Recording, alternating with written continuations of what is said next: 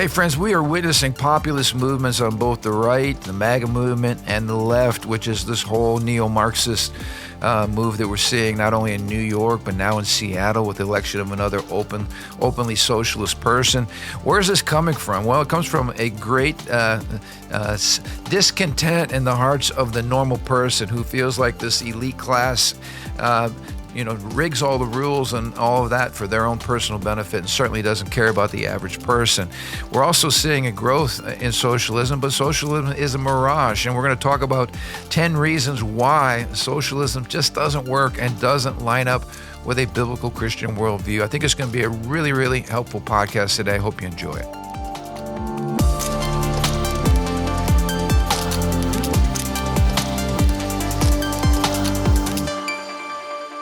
Hey, welcome to the Ron Johnson Discipleship Podcast. Here's your week of 30 minutes of fun and inspiration. We're not going to let them down, Drew. We can't. But we got to start off with some inspiration because every week, Matthew and I have to indulge the fact that the Bears won again and a last-second field goal. We're in first place, and this is a sign and a wonder. I think it's a physical sign of what God's trying to do in the spirit. What do you think, man? I mean, this is truly like on the edge of like wow miracle. This has not happened in Chicago for a long time. So anyway, all right, moving on beyond them. I think it's dangerous to parallel the Bears' trajectory with the kingdom of God, but we'll go for this week. Yeah, anybody else want to take that bet? Border on heresy, but I'm not going to really hit that point hard. I'll back off. But I do want to share some great stuff just to kick us off. First of all, our 21 days of prayer has been going phenomenally. This is our last week. We end on Saturday, and then Sunday, of course, we've been preaching through the Lord's Prayer. And this past Sunday, as you know, I was in 2 Corinthians chapter 9, and verse 8 gives us this promise from God. God will generously provide all you need. And then, which is the purpose, then you will always have everything you need and plenty left over to share with others. So that was the word from the Lord. And I love it when, sometimes you preach a message and you hope that somebody actually listens to it. And then more than just listen to it, put it into practice. So I had this text waiting for me this morning. I won't reveal any names, but it's really exciting. Good morning, Pastor Ron. Wanted to share a great story. When I was in second service yesterday, thinking about the message, my sister popped into my head. The more I thought of her, the more I thought she needed help. I have been very blessed as of late in business and sent her $200 via Venmo. My sister messaged me right away and was very thankful. I told her I loved her and that God blessed me, so I am blessing you. A few hours later, my mom calls me and tells me the $200 was exactly the amount that the sister needed to get her brakes fixed, and she didn't have the money. He said, I had no idea. The number just popped into my head, and I sent it. I love those kind of stories because I even shared third service that I really felt like God was going to do that very thing, give somebody a burden, or that God would answer a need. Like if we prayed for $127.32, because that was what our NIPSCO bill was, that God would provide in a very specific way just to demonstrate his fathering. So I love those kind of stories. God's word is true, and what a great promise, and I love it. The other thing I love is not just the money or breaks, but it gave a brother a chance to tangibly love a sister and to specifically say, I love you and I care about you. You're on my heart. And so it's beautiful how generosity works. Yeah, and I think, giving to the Lord doesn't need anything from us, but when you give in faith to your sister, you're essentially giving of yourself. You're surrendering yourself to the Lord. So that is, in a way, given to the Lord, even though you're not tangibly giving it to God. Absolutely. And I want to juxtapose this wonderful example with a really lousy example of how the secular world or secular economics, godless economics works. I want to see if Living Stones can hire Nancy Pelosi. What do you think? I hear she's resigning this year after being in Congress for most of her life. I think she started when she was 3. No, I'm kidding. She didn't, but almost 3. And so this is crazy. According to a House Speaker or House let me say this again. No, as of November 8th, 2025, a report exposed House Speaker Nancy Pelosi's amassing over, ready for this, $130 million in stock profits, and this translates to a staggering 16,930% return. Now, I'm going to talk to my financial planners, and I want to see if we can get anywhere near 16,930% return on my stock portfolio. Obviously, this doesn't take a rocket scientist to figure out that this is not normal. The best traders on the world don't have records like this. This is a perfect example of insider trading. She had timely buys on tech firms like NVIDIA, pre-COVID subsidies, and sales in energy stocks before the regulations hit that the Congress was imposing, raising fresh insider trading allegations amid Trump's ethics reform. So here again, you look at stuff like this, and she's trying to say they're just trying to get me. It's all politics. But this is clearly, I think, what most people are really sick and tired of is the insider trading and the corruption and the elitism that, we're talking in our podcast today about a lot of these populist movements that we talked about. I think the populist movements are when your normal person just gets sick and tired of this kind of garbage, where instead of somebody getting elected to actually serve the American people, to put Americans first, to think about America, to love America. This is a perfect example of people who use the system, rig the system for their own personal benefit. And we're sitting out here going, if we did that, we would be sitting in Sing Sing penitentiary for the rest of our lives. But they keep getting away with this kind of stuff. And then you wonder why we had, the MAGA movement on the right and why we're seeing these socialistic movements emerging on the left.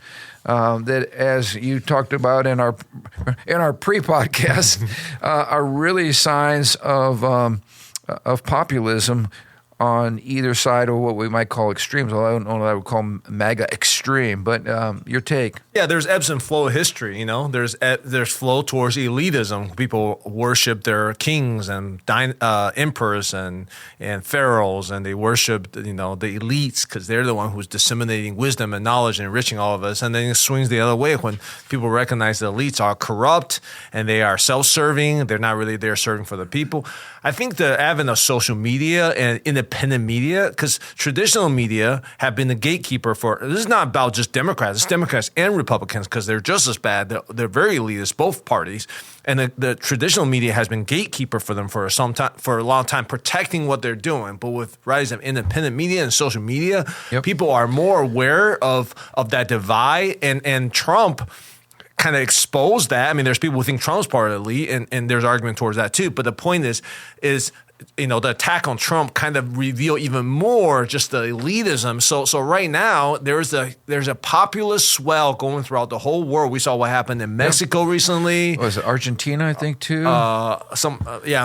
Middle America or Latin America country, whatnot. And again, it's people who are sick and tired of this thing. Now, populism could become very dangerous, as we've seen in the past, in history too.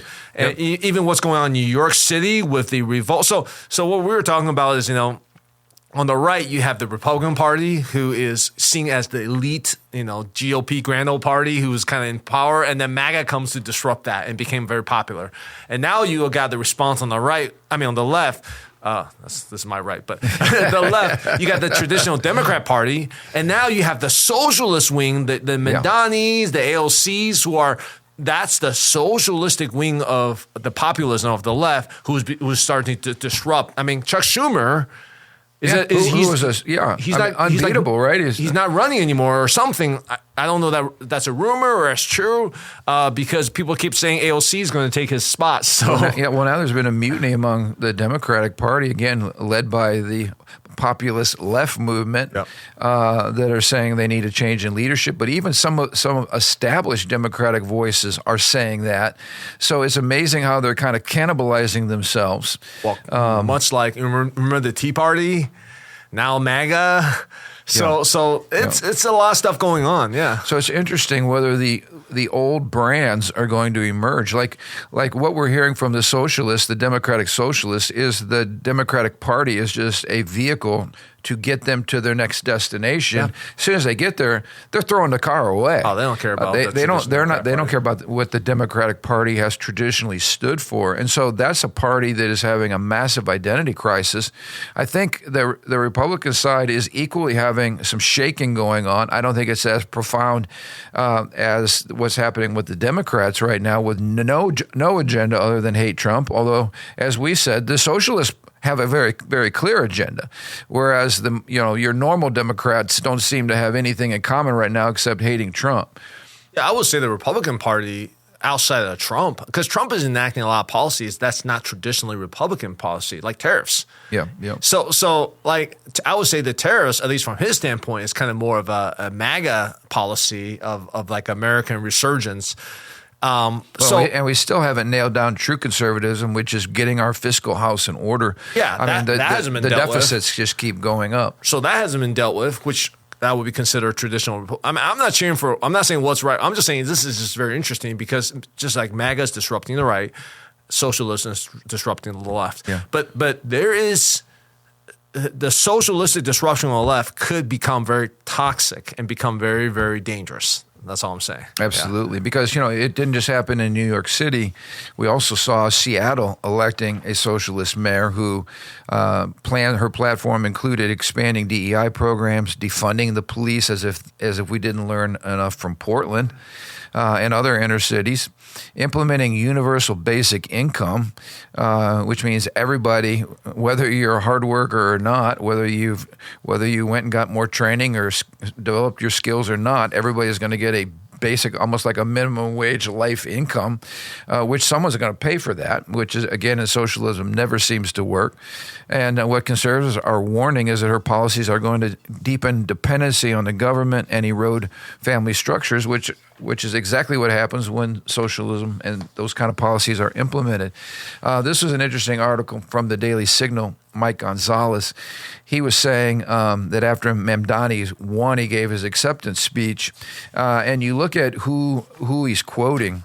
He quoted Eugene Debs, who was the Socialist Party of America founder over 100 years ago, who quote, said, "The sun may have set over our city this evening, but as Eugene Debs once said, I can see the dawn of a better day for humanity." So this is all this utopian, socialistic, Marxist garbage that has never worked. And to quote, you're not quoting founding fathers, you're quoting overt Marxists in your speech, which is scary. But this is the one that's really scary. He said, again, I quote, "We will prove there is no problem too large for government to solve and no concern too small for it to care about," which is a fancy poetic way of saying we're going to embrace totalitarianism, because this is saying that if there's no problem too big for the government to solve and no issue too small for the government to get its hands in, then basically the government is controlling every aspect of our lives. And that is the definition of totalitarian government, is this massive, octopus that has its tentacles in everything. And that's exactly the vision that he's casting, for the largest city in America, which is really, really concerning. You and I talked about the fact that when God gets smaller, government gets bigger. I like what our friend Bill Federer said in his book on socialism. He outlined the nature of the progressivism. He talks about how the Pilgrims had a covenant under God. When the Enlightenment folks came along, they developed a social contract with a very, very distant God. Then came the French revolutionaries, who had a social contract with no God. And then we have Marxism, where the state becomes God. So it's interesting that evolution there. I'm wondering, we have seen in America an embrace of kind of modernism, post-Enlightenment modernism, belief that science and rationality and reason could solve all of man's problems. Apart, we didn't quite throw God completely out, but he was certainly put to the back of the bus. Of course, that only lasts for so long, and then you have just overt atheism, which is what we see a lot from the left. And then that sets us up for Marxism, where we actually look, as Mamdani said, we look to the state to basically be God in our lives, to solve all of our problems and to make our world a better place and to take care of all of our needs. And we're like, in some of these urban areas, that's exactly where we're moving. It's going to be interesting, as you mentioned in our last podcast. How's this going to play out? It might play out in our hand as we see it actually, in real life, the horrors of all that in real life. Maybe we'll see a swing to the right. But part of this, we also saw. Where'd my document go? Another study that came out on worldview from the Family Research Council. I feel like I'm doing a baby dedication. Feedback here. Oh, here we go.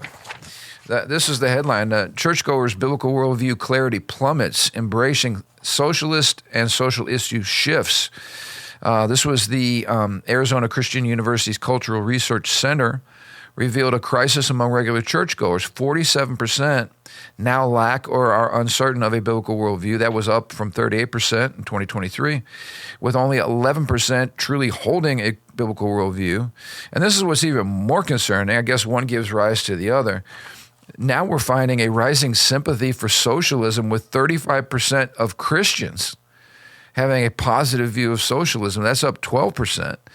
And a softening on issues like LGBT affirmation with 28%. And that, again, these are not like ungodly people. These are people that go to church every Sunday, which is absolutely horrifying.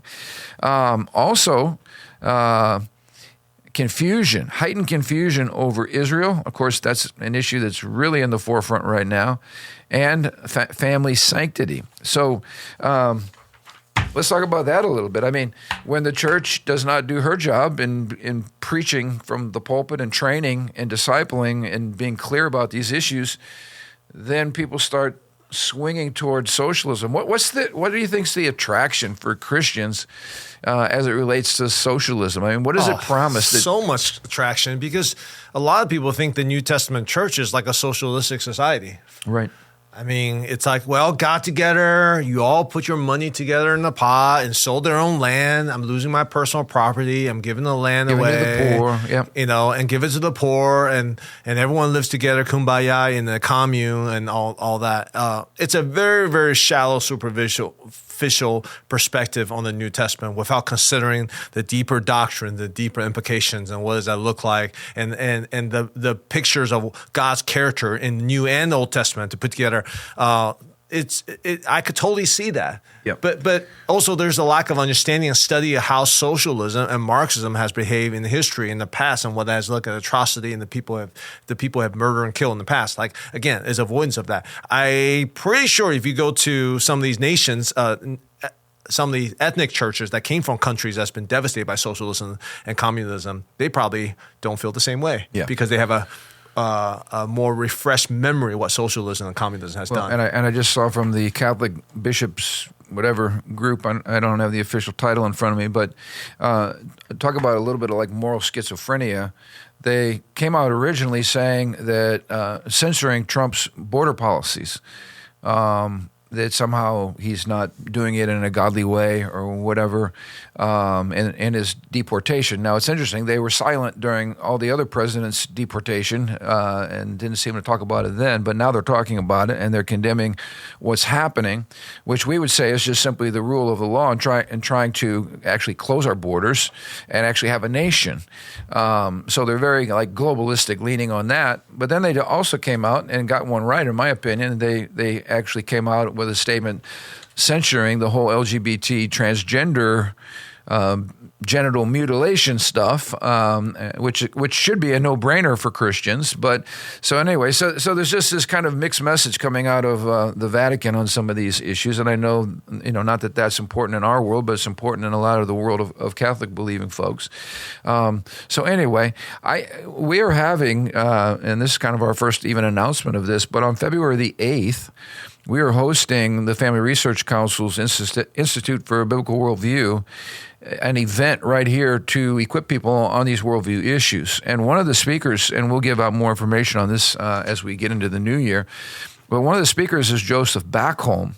And Joseph's an incredible, insightful thinker on a lot of biblical worldview issues and cultural issues.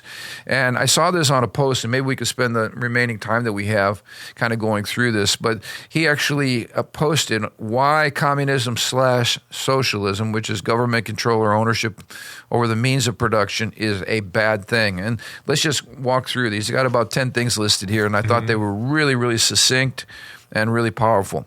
First of all, he says socialism misunderstands human nature and implies that people will be virtuous as long as they have enough money.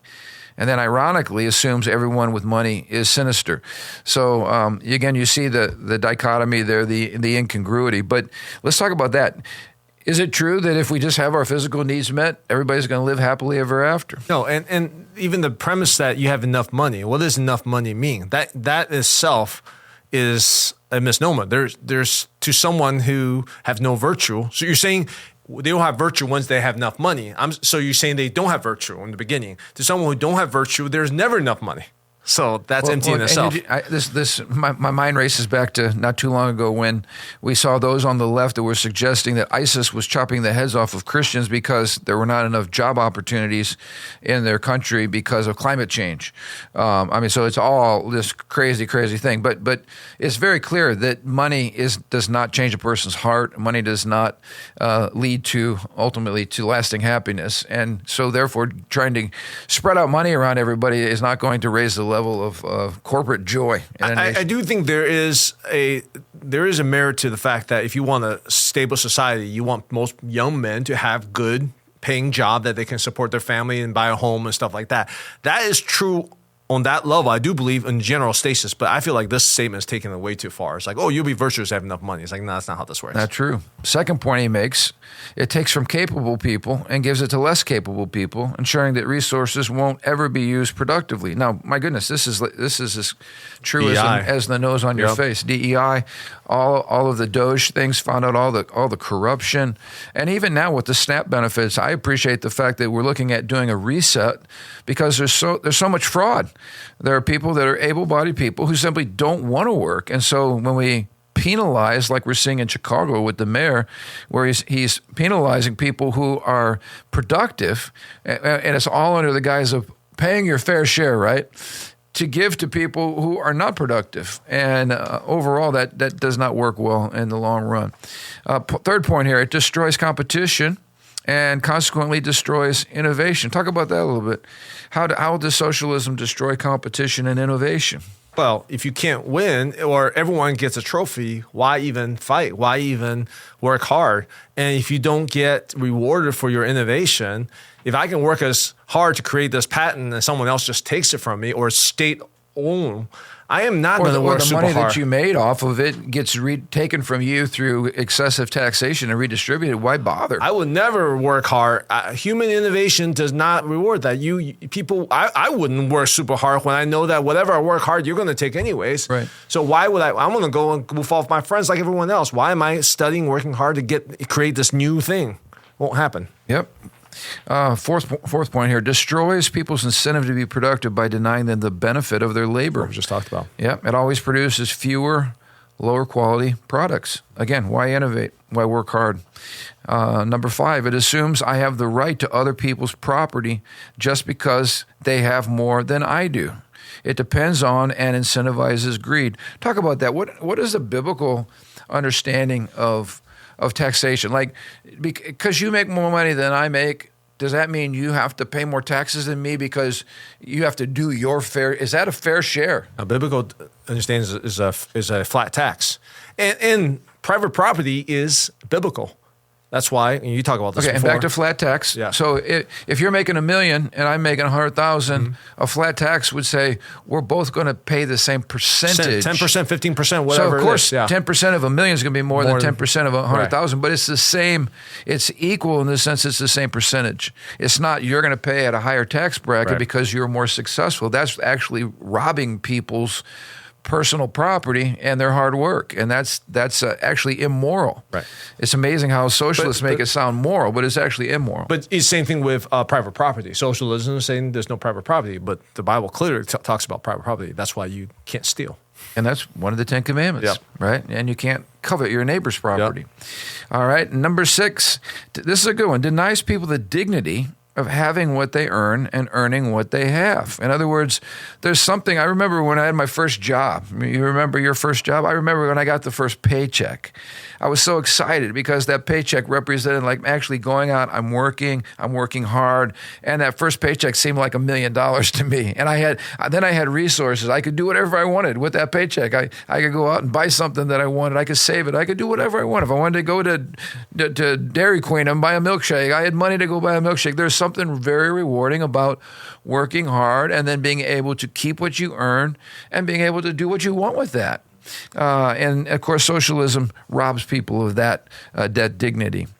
The next one, it assumes that people engaged in commerce always operate with corrupt motives, but people in government never do.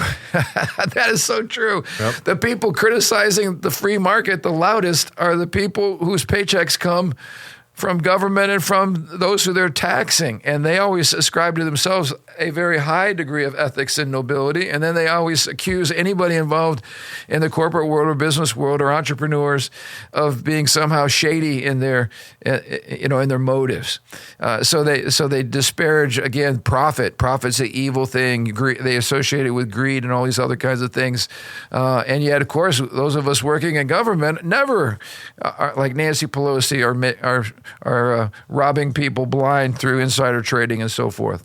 Number 8, while claiming to decentralize power, it always centralizes power in the handful of a few bureaucrats. So let's talk about that one. Because what we hear is, democracy, power to the people. And the left's biggest chant is you're destroying democracy, which is, rulership by the people, voice of the people, vote by the people. But at the same time, socialism actually creates a massive hierarchy of people who are the ones that have to run the system, right? Someone's got to be at the top of the heap to run the system. So it's still going to have a centralization of power, and it's still going to create an elite class. It's just going to impoverish everybody else equally in the process. Right. Number 9, it assumes it's always unjust for one person to have more than another, when real justice means the dishonest and unskilled shouldn't have as much as the honest and the skilled. No, that sounds so lack of compassion for the lefties. But talk about that a little bit from a biblical perspective. Well, is it unjust for somebody to have more than another person? Yeah, so DEI is basically saying we're gonna spread out the jobs or the opportunities based on traits besides simply how skilled or how competent you are. And what this is saying is, no, none of those factors, your skin color, your gender, none of this should matter. What should matter is specific to the job, how competent you are, how well fit to the job you have. And that is the most just way. So, to me, if I'm selecting for a position, I'm looking for functionality. I'm looking at what's the best fit for that position. And to me, the most fair is based on their fit to that position.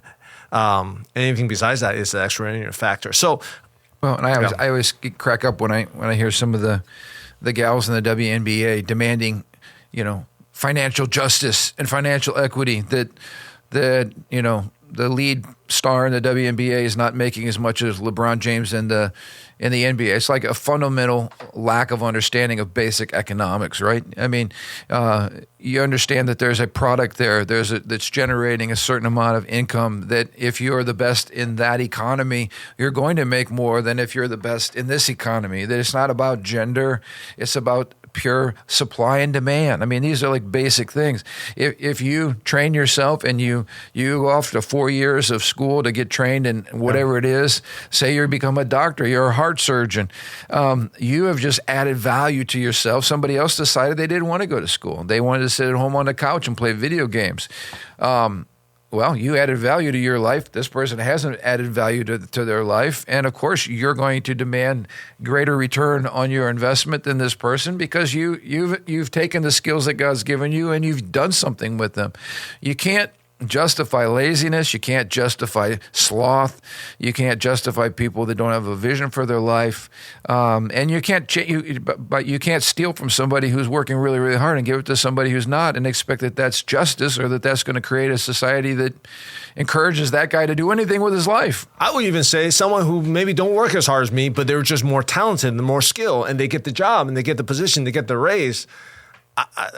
I can't argue against that. They're more effective at the job than me. You know, like in NBA, I can work as hard as anyone ever. I'm not going to make an NBA. I don't have the height, I don't have the size, I don't have the explosiveness. So you got a good outside shot, though. Yeah, but you can't shoot jump over the guy. I can't jump.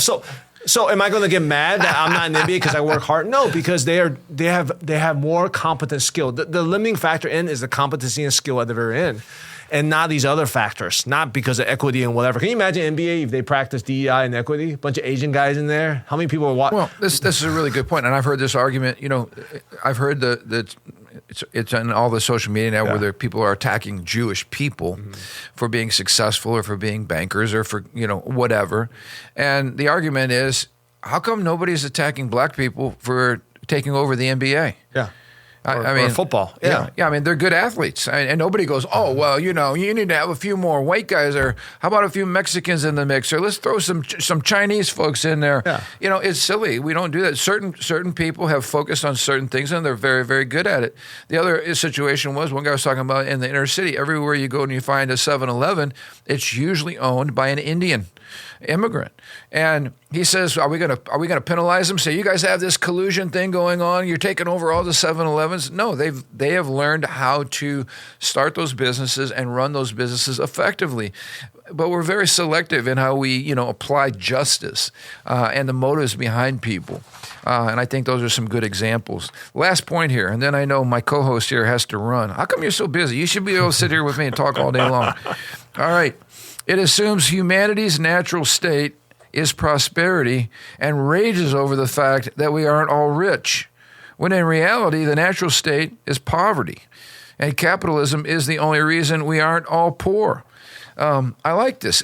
When you're raised in a country like America, you assume that everybody in the world has brand new, Michael Jordan sneakers and has the latest iPhone, and spends, $50 a day getting lattes at Starbucks.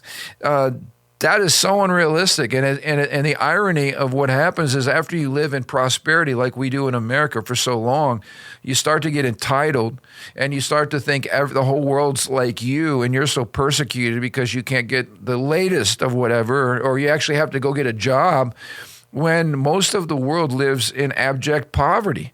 It is only those countries that have been impacted by a Christian worldview and by a capitalistic free market understanding of economics that has led to an incredible blessing. All of Western Europe, I think of North America, South America, Canada, countries that have embraced capitalism have experienced lift. Cultures that don't live in abject poverty. Look at the 1040 window where the gospel is yet to penetrate. Go look at so many parts of India today, and we travel around the world. You look at Muslim countries. You got the oil execs that have benefited from the oil, and then you got the absolute impoverished, which is most of the other people. That's the norm. And so I think we've got to do something to wake people up to the fact that there's a reason why these Marxists are all on iPhones and drinking lattes at Starbucks while they talk about tearing down the system. Well, you're going to tear down the system, and what are you going to have when you tear down the system? You're going to have nothing but poverty, because that is the condition of the world prior to the entrance of Christianity and capitalism. So we got to, I don't know how else we pop people's bubble than let them experience the fruits of Marxism for themselves. It's powered by greed. So we talked about this before. Yep. It's powered by greed. Wait, I have an iPhone. You have the newest iPhone. So it's not fair. Why should you have the newest iPhone when I have the old iPhone? And then we keep coming out. I'm nothing against iPhone. My point is, we live in a greed-driven culture. Yeah. We live in a fear of missing out culture. And that spurs we call it socialism, we'll call it equity, but really it's just wait, why should he have it when I don't have it? That's a very real spirit in America today. And Marxism festers that because that's like the gasoline for the engine. If you don't create unrest, if you don't create envy, if you don't create that sense of entitlement, like who are you? How come you have more? If you don't separate people by classes, the haves, the have-nots, if you don't call people names and demonize people that have more than you come up with these cute slogans like the rich need to do their fair share. Again, where does government get the idea that it can just go and steal through taxation whatever it wants to redistribute it among people who have done nothing to earn it or deserve it? But this is what happens when we lose our biblical worldview. We lose a sense of justice. Remember in the Bible, in the parable of the talents, and we'll end with this. But the one who buried the talent didn't get a snap card so they could go out and feed themselves. Jesus called them wicked, and Jesus called them lazy. Now, again, we're not saying that everybody that is on a government program getting some type of aid doesn't deserve it. There are certainly reasons that the government can come along and help, but even there, it's been a usurping of the church's authority and primary responsibility to care for poor people in a context of accountability, which we don't seem to have when government does it. So these are things we've got to recover. I'm excited that we're trying to be intentional, and we're still, saying, Lord, show us what we can do to be a part of the larger solution as we train and equip people here with a biblical worldview. But I really feel like we need to probably dive in more to what does biblical capitalism look like and why is it so valuable. But I appreciate Mr. Backholm giving us 10 amazing points as to why socialism doesn't work and why it does not come out of a biblical worldview. So any final comments on that? Oh, well said. I do like that one sweater that you're wearing today, and I don't have one of those. I feel like I'm entitled that you would share it, or maybe Christmas is coming up. Could you buy me one? I got it just because how cold this room was from last time. Yeah, and did you notice I brought a space heater today? You guys can't see it because we got it off camera, but I was thinking of my friend here, and I was thinking about myself a lot too. But anyway, Lord help me for my selfishness. We'll look forward to seeing you guys next Thursday. Until then, have an amazing week.